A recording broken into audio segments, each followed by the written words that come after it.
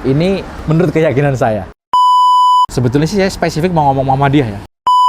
Atau ini dipegang sama Indonesia deh, asal jangan korup ya Pak. Penghargaan paling bergengsi di dunia kuliner. Nah, tujuan dari diciptakannya buku adalah itu ada satu cerita, satu chef yang meninggal di Prancis. Konon kabarnya itu karena tekanan dari Michelin Star ini.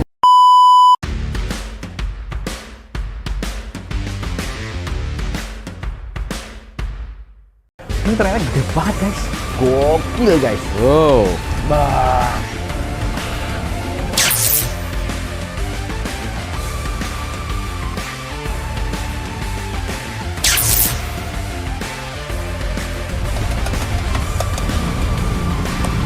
Segmen tanya-tanya. Iya Bang.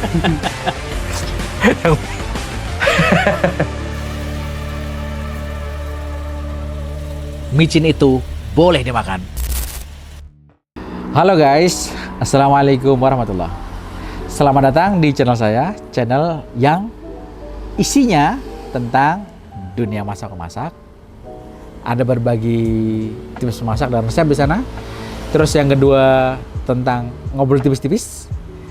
Yang ketiga chef kulineran. Nah, sekarang ada di segmen ngobrol tipis-tipis, yaitu saya mau bahas tentang Michelin Star yang juga lagi rame tuh di Netflix tentang kulineri kelas war yang season kedua.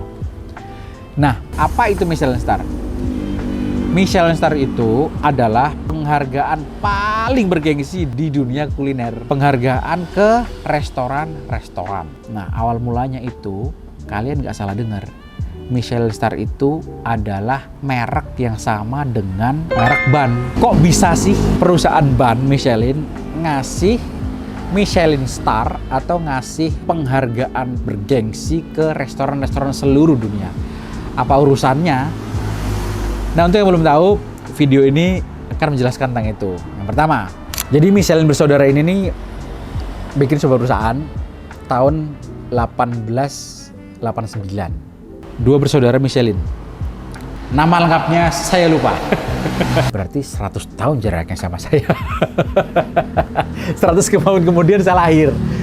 Nah, membuat perusahaan Michelin yang awalnya itu kalau nggak salah itu tuh toko, belum ban. Nah, ada singkat ceritanya. Suatu ketika ada orang yang datang bawa sepeda dengan ban yang mau dibenerin bannya. Nah, saat itu kan 1900 orang punya sepeda itu udah langka banget kan, udah orang kaya lah kalau sekarang mah. Nah, itu tuh bannya masih yang zaman dulu lah, masih yang keras, masih yang dilem sama peleknya. Dengar-dengar dari riset kecil saya itu untuk membukanya aja itu butuh waktu 3 atau 4 jam gitu untuk melepaskan si ban yang rusak itu dari velgnya. Nah, terus pada tahun 1909 apa ya? Setelah kejadian itu si Michelin bersaudara bilang, "Kenapa nggak bikin jualan ban aja?" Gitu. Akhirnya singkat cerita tuh mereka jualan ban. Terus pada 1913 apa 1913 apa? Saya lupa sih tepatnya tanggal, tapi sekitaran segitulah. Itu tuh penjualannya mandek. Ya kan? Itu kan berarti satu era dengan Perang Dunia Pertama ya. Satu era tuh. Perang Dunia Pertama itu kan meledak 1913 nanti referensi yang benar kita cantumkan. 1912 apa 1913 gitu. 1912 itu Muhammadiyah lahir. 1913 itu kalau nggak salah Perang Dunia Pertama pecah gitu.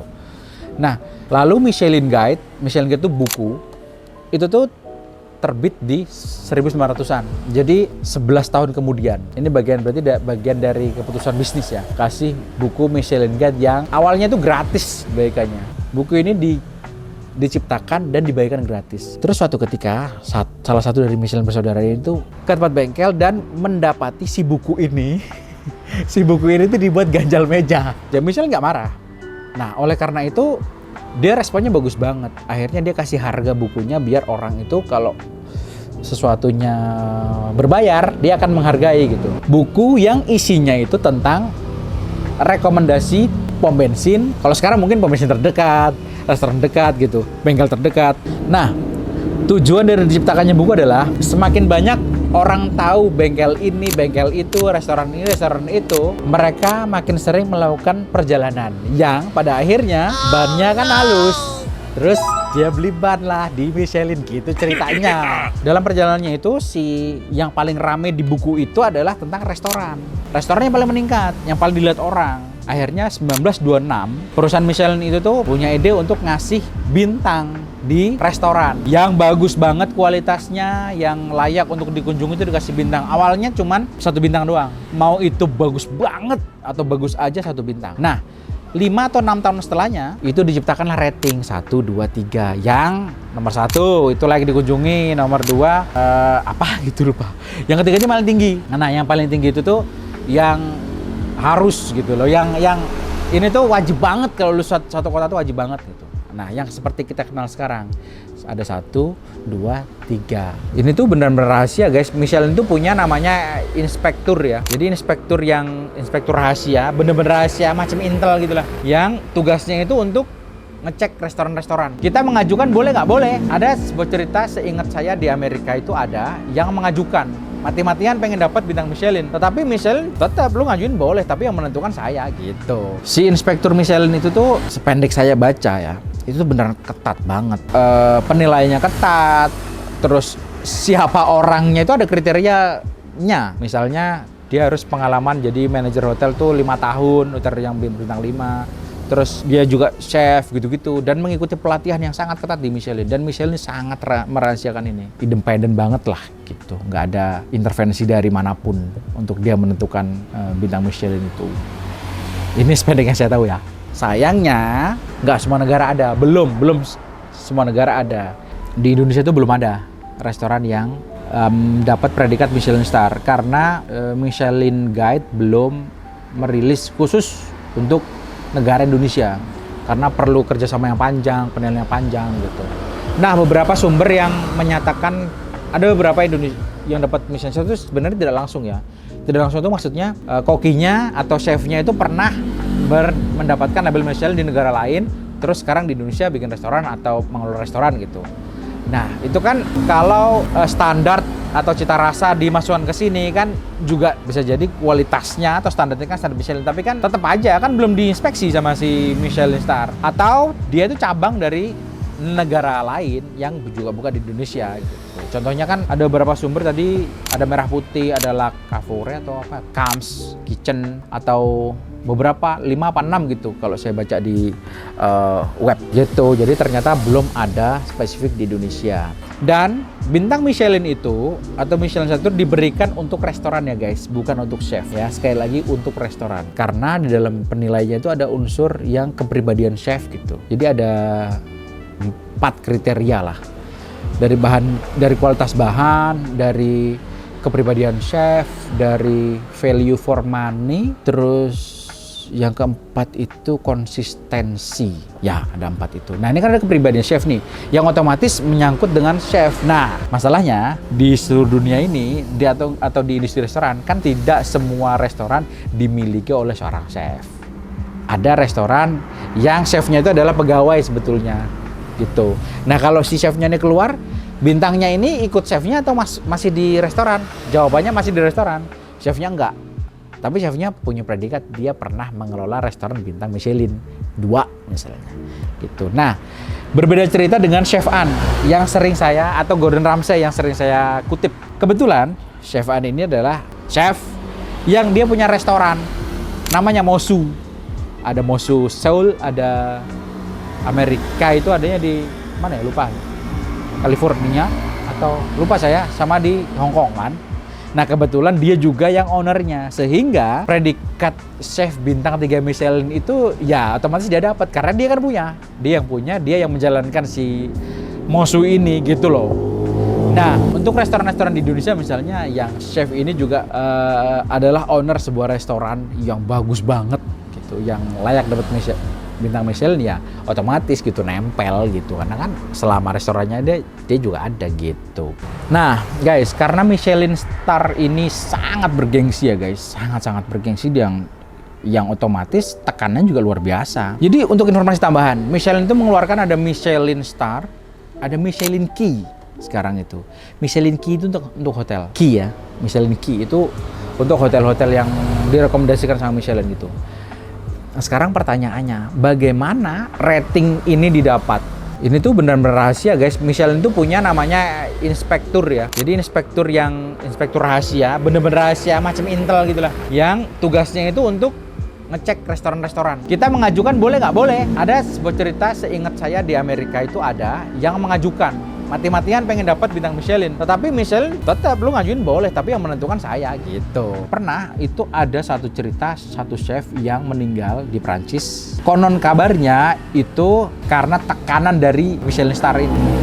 Karena otomatis guys, begitu dapat bintang Michelin, mempertahankannya kan setengah mati. Dan karena ini Intel, si inspektornya itu kan semacam Intel ya, datangnya nggak tahu orang.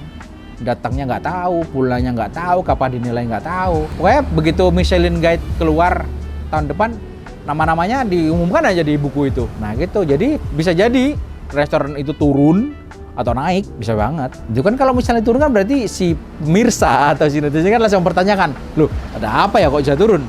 Bisa dari 3 ke 2, ke 2 ke 1, 1 kan enggak gitu, nggak dapat bintang Michelin kan mempertanyakan gitu. Jadi beban banget kan di chef gitu, di restoran juga beban banget karena saya tadi bilang tekanannya ini kan sangat tinggi kan, tapi juga berbanding dengan benefit yang didapat oleh si restoran ya. Contoh, restoran yang udah dapat Michelin Star itu pasti reputasinya naik dan dikenal oleh warga internasional. Warga internasional kalau mau makan buka Michelin Guide, tinggal atau di online kan udah ada sekarang tuh. Misalnya Michelin Star Hong Kong atau Michelin Star mana gitu, Prancis, kan keluar tuh beret restoran. Berarti restoran yang dapat itu kan jelas dikenal, sehingga ada penelitiannya yang dapat Michelin Star itu meningkatkan penjualan itu sekian puluh %. Ada yang 25, ada yang 50 gitu. Ada penelitiannya, nanti saya cantumkan grafiknya.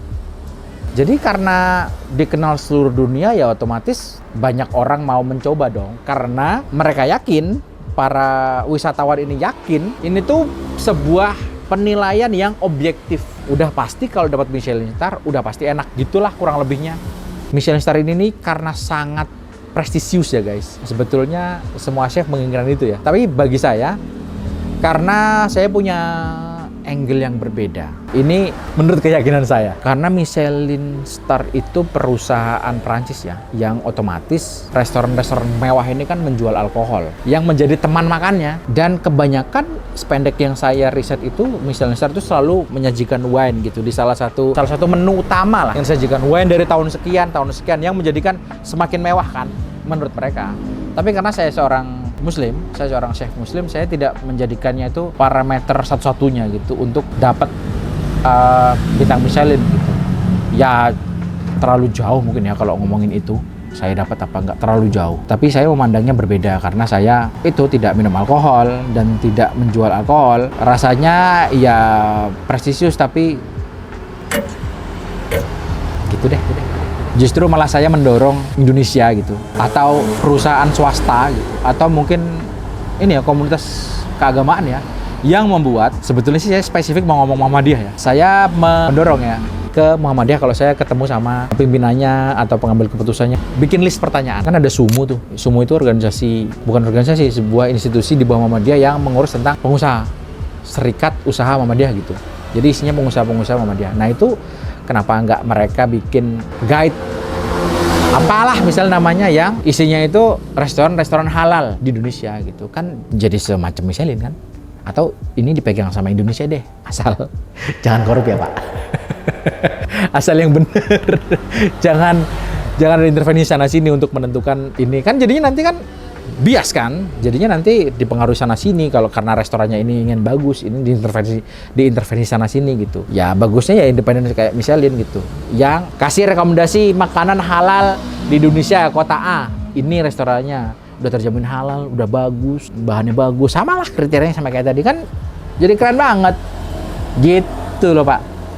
Nanti kita bahas terpisah aja ini. Oke guys, segitu dulu video pembahasan tentang Michelin pada kesempatan kali ini. Semoga informasi-informasi yang ada di dalam video ini bermanfaat untuk teman-teman. Akhirnya, saya tutup videonya.